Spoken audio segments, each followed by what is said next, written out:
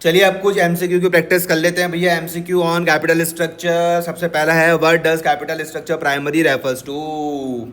तो इसमें ratio of current assets to current liability नहीं भैया, नहीं। Mix of short term and long term capital, mix of debt and equity in total capital, ratio working capital to fixed capital. तो यहाँ पर सबसे सही क्या दिख रहा है, mix of debt and equity capital. Answer C हो जाएगा। Capital structure is the proportion of debt and equity used in financing of firms operation and growth. Question number second हमारी स्क्रीन पर है, which of the following is not a component of owned fund. Not पूछा गया है। Equity share capital, retain earning, preferences और debentures. Correct answer का क्या होगा, डिबेंचर्स। क्या होगा भैया, डिबेंचर्स। एक्सप्लेनेशन में पढ़ के देखते तो debentures are borrowed funds not owned funds. ठीक है, आगे आगे आगे आगे आगे बढ़ते हैं, आगे बढ़ते हैं।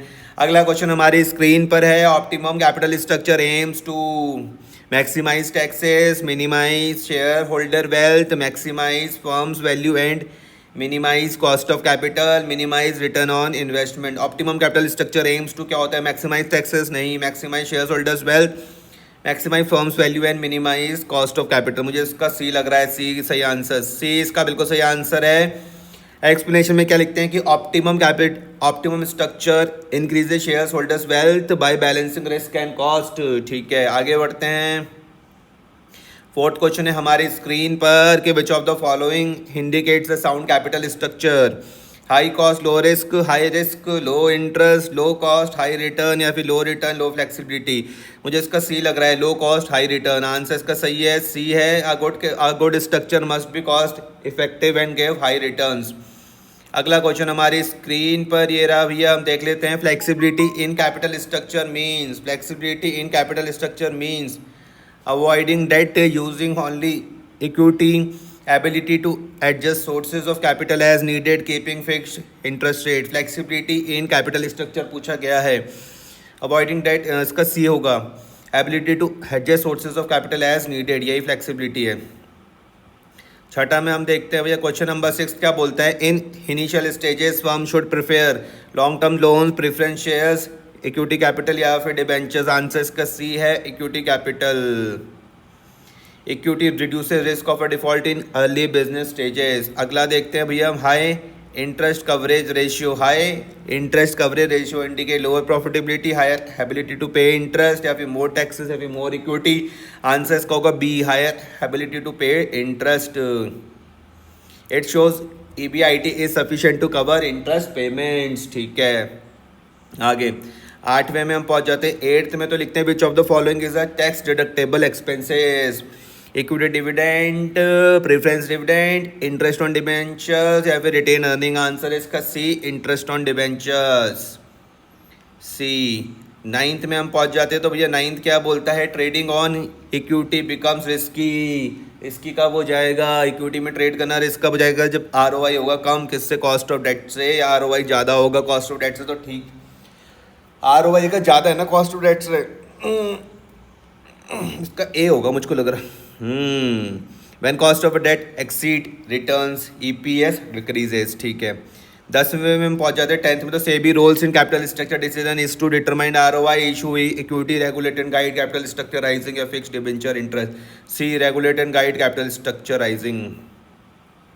Flotation cost is associated with day to day operations, capital budgeting, issuance of shares और डिबेंचर, या फिर बैंक इंटरेस्ट। सी है इसका, इशुएंस ऑफ शेयर्स और डिबेंचर्स। ठीक है, बार बार देख लेते हैं भैया। 12th में क्या लिखते हैं, stable earnings allow a firm to avoid on loans, depends only on retain earnings, take on more debt, ignore capital market. Stable earning है तो भैया हम ज़्यादा लोन ले सकते हैं, सी होगा इसका answer. Predictable earnings ensure safe repayments of loan. ठीक है, high corporate tax rate encourages equity financing, preference financing, debt financing या वेंचर कैपिटल। वेंचर कैपिटल होगा किसका आंसर, सी है, debt financing. Because interest is a tax deductible making debt cheaper. ठीक है, 14 में हम पहुंच जाते हैं तो 14 में क्या है, what is the key feature of simplicity in capital structure, rising funds from many sources. What is the key feature of simplicity in capital structure? Raising funds from many sources, avoiding preferences, using minimum number of security types, या फिर issuing only debentures। सी है, using minimum number of security types। 15वां question है आपकी screen पर, debt funds are costlier in terms of tax savings. Debt funds costlier कब होंगे? Interest obligation, flotation cost या dividend policy? Interest obligation b. 16 का क्या हो जाएगा?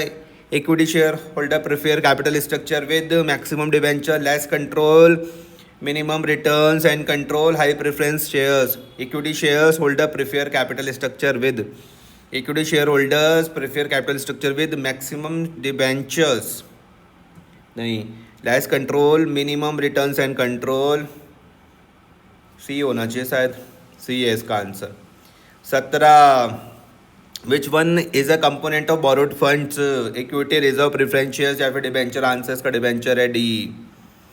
फिर है अगला क्वेश्चन आपकी स्क्रीन पर, what does a higher EPS indicate in capital structure planning? Higher EPS earning per share ज़्यादा है, lower ROI, poor capital structure, greater share holder value, lower market price. C, greater share holder value. 19वां है, which factor affects optimum capital structure due to market confidence? Size of business, capital market condition, legal compliances, stage of a life cycle. Which factor affects capital structure due to market confidence?